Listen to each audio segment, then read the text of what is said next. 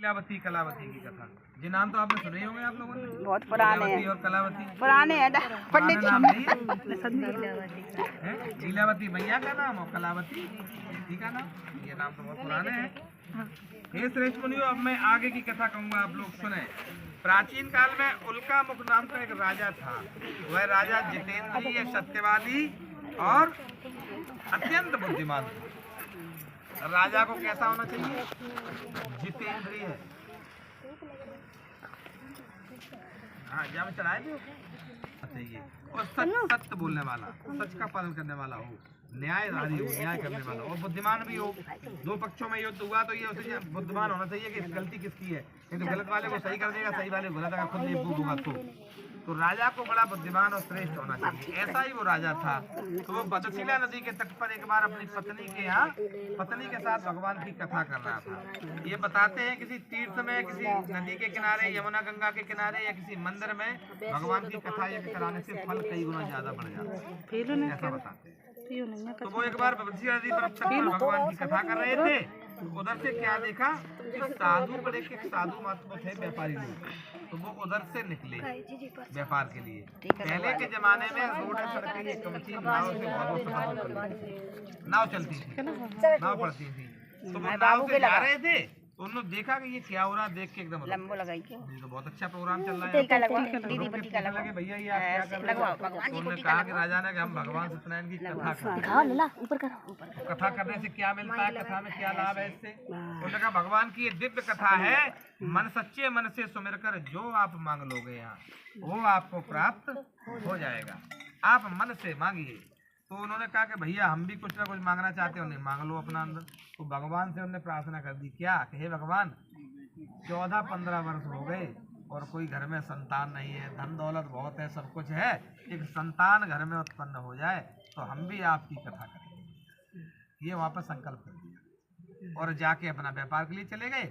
व्यापार से लौट के आए तो अपने घर पे सेठानी को बताया, पत्नी को, कि ऐसे ऐसे भगवान की हम कथा बोले आए। तो नहीं बहुत बढ़िया बात है, माताएं तो वैसे ही पूजा पाठ में बहुत आगे रहती है एकदम से। बहुत सड़क पूजने का नंबर आया तो सब माता सड़क पे एक बार चकिया पूजेंगे, आप चकिया पूजो, वही पेड़ा खाओ बैठ के, पेड़ा खबर है ये कहूँ नहीं कि पति देव को रोज पेड़ा खवाओ, ताजी रोटी सुबह शाम खिलाओ, जे सड़क पूजा पूज लगेगा। तो कैसे कह रहे भाभी खवाती नहीं ऐसी माता है, आस्थावान है, बुरा मत मानना मैया। मैयाओं की वजह से धर्म चल रहा है, माताएं बड़ा पूजा पाठ, बहुत पूजा पाठ करती है माताएं, है ना। तो क्या हुआ, उन्होंने कहा तो बहुत अच्छी बात आपने कथा बोल दी। और भगवान की ऐसी कृपा हुई कि 1 साल के बाद घर में एक सुंदर सी कन्या ने जन्म ले लिया। अच्छा, जैसे ही बिटिया जन्मी और सेठ जी ने सुना तो सेठ जी तो 3 दिन खटिए नहीं उतरे, 3 दिन खाना ही पीना छूट गया, पानी छूट गया सब। बिटिया का जैसे नाम चला के बिटिया घर में जन्म ले लिया। और ये मालूम नहीं कि 4 लड़का में तुम्हारा लठा जाके बाहर करेंगे, बिटिया आखिरी में रोटी देगी। और कितनी भी मुसीबत होगी, बिटिया तुम्हारी 4 पाई के पाई से बैठी रहेगी पाई के पास। और बेटा बहू तो बेटा तो अपनी बहू और लड़के में मगन हो जाएगा। बिटिया एक ऐसी है कि वो माँ बाप को छोड़ेगी नहीं, अपनी जीतेगी, उसको बड़ा उससे। तो इसलिए बेटियों के होने पर कभी ये ना सोचो कि बिटिया आ गई आई है। बिटियां आजकल लड़कों से आगे हैं, राष्ट्रपति, विधायक, सांसद, डीएम, एसडीएम, तो सेना में भी जा रही हैं, सेना में बेटियां लड़ रही हैं जाके, हैं। बेटियों के लिए धन्यवाद बोलना चाहिए आपको। जिस घर में बेटी नहीं है वो घर नहीं है। बेटी के पांव पूजने से ही आपका कुल का तारण होगा। इसलिए लेकिन सेठ जी ने मुंह बना लिया। जब बिटिया 1 साल 6 महीने की जब हो गई तो सेठानी ने धीरे से कहा कि बिटिया की आपने कथा बोली कर दो, चाबी कहाँ फेंक दी तुमने? देखो हमेशा ध्यान रखो आप लोग, बोलो नहीं हो, बोलो और बोल दो तो उसको जरूर पूरा करो सामर्थ के हिसाब से, ज्यादा बड़ा नहीं तो छोटे घर की चाबी। तो अब बिटिया उन लोग सेठ जी ने कहा कि बिटिया हुई, बिटिया की कथा हो जाएगी, विवाह के बाद भी तो कथा कराई जाती है, बिटिया भी बड़ी हो जाएगी, फिर ब्याह होगा तभी साथ में कथा कर देंगे। कोई बात नहीं, बात आई गई होती रही और देखते देखते बिटिया, वैसे भी कहते पुराने जमाने में बिटियां जल्दी सयानी हो जाती हैं, क्योंकि बोझ लगती है ना, इसलिए बिटियां जल्दी जाने लगती है। और बिटिया तनखा ले आके देने लगा तो बिटिया बहुत अच्छी ज्यादा। अब क्या हुआ, एक दिन देखा कि बिटिया अपनी सहेलियों के साथ खेल रही है, खेलने में देखा उसकी उम्र विवाह की योग हो गई। तो पहले नाई और पंडित जी दोनों जाते थे, वही घर भर देखे आए। आपके जमाने में ये होता होगा, आप लोगों के जमाने में अब तो नहीं। अब तो वो घर वाले बाद में जान पाते हैं, लड़का बिटिया पहले जानता। हाँ व्यवस्था देख लेते हैं, हम लोगों के साथ रहना। और अच्छी बात भी जमाने के हिसाब से है, लड़का भी जहाँ देखने जाए तो बिटिया लड़का को पहले अपना उनको मौका दो बातचीत करने का, है ना, समझ ले एक दूसरे को अपना, नहीं तो बाद में कह के जबरदस्ती थोप दिया मेरे ऊपर, ये हुआ भाई आजकल, है ना। तो वो नाई पंडित जी गए बढ़िया सा घर भर देखना है, अम्मा तुम आगे आ जाओ ना, कहाँ बैठी किनारे में, हम देख ही नहीं पा रहे आपको, इधर बुला ले, इधर आओ, ये आ जाओ हमारे पास, आ जाओ इधर आ जाओ, बड़े बूढ़े लोगों को आगे बैठाते हैं हम, आप आगे आओ, उंगरा बढ़ती रही हो। शादी ढोलक बजा दो, और विवाह करने के बाद और दामाद को भी साथ ले लिया और भगवान की कथा करने के लिए नहीं गए, व्यापार करने के लिए व्यापार करने के लिए गए दोनों। और भगवान ने कहा कि अब इनको कुछ थोड़ा सा याद दिलाना चाहिए, बार बार आपको कृपा कर रहा है प्रभु और आप अगर याद नहीं कर रहे हैं तो भगवान जरूर जो है, कहते नहीं कि भगवान जब ये देता है तो छप्पर फाड़ कर और लेता है तो थप्पड़ देना भी जानता है, लेना भी जानता है। भगवान ने आपको दिया पहले, आपने बाद में दिया, तो जब और आपने भगवान ने आपको ज्यादा दिया, आपने थोड़ा दिया, तो अभिमान का है क्या, घमंड का है क्या? भाई तुम्हें 10,000 रुपए दिए तभी तुमने 100 रुपए चढ़ाई भगवान पे आके, और तुम्हें 100 रुपए लायक न बनाता भगवान तो तुम कहाँ चढ़ा ली थी, दूसरे हाथ जोड़ती हो चली जाती। भगवान ने इस लायक बनाया है तो उसका शुक्रिया भगवान का अदा करना चाहिए। तो दामाद और ससुर दोनों व्यापार करने के लिए जा रहे थे, एक राजा के राज्य में पहुंचे और राजा के राज्य में हो गई थी चोरी, चोर धन लेके भागे वहां से, और ये दोनों बेचारे एक वृक्ष नीचे आराम कर रहे थे लेट के, अपना धन भी रखे थे, आराम कर रहे थे। चोरों ने देखा कि सिपाही पकड़े ले रहे हैं तो धन इनके पास रख दिया और वहां से गायब हो गए। अच्छा चोरी कोई भी करके ना, याद रखो आप लोग, जिस पे धन बरामद होगा वो सबसे बड़ा चोर है।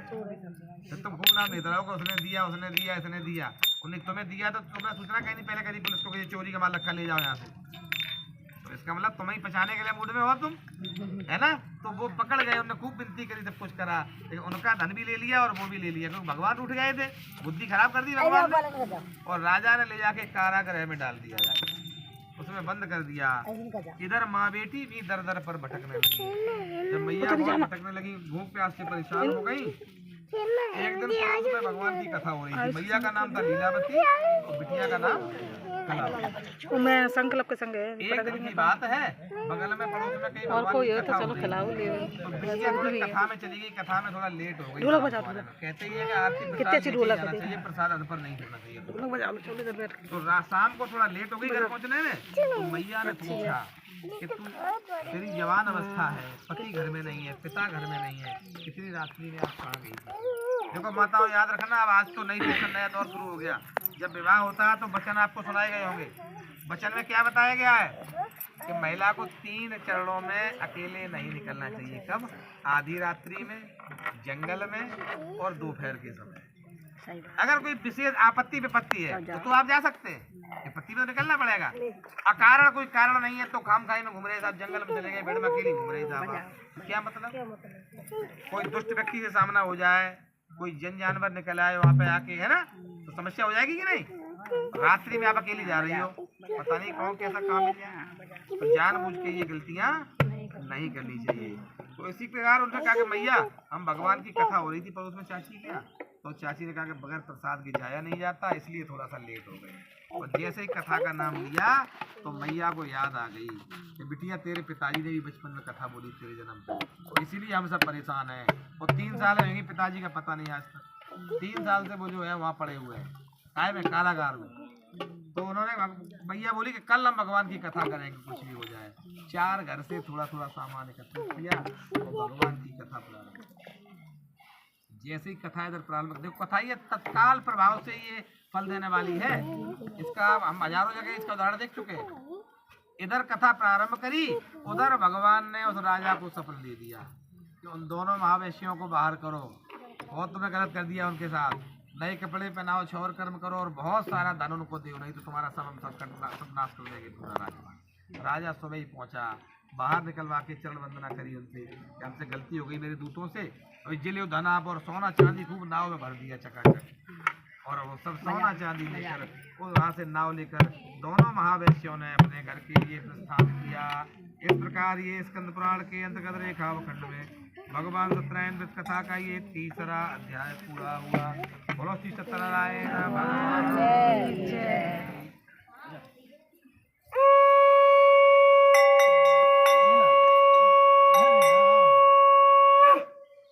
चौथा अध्याय।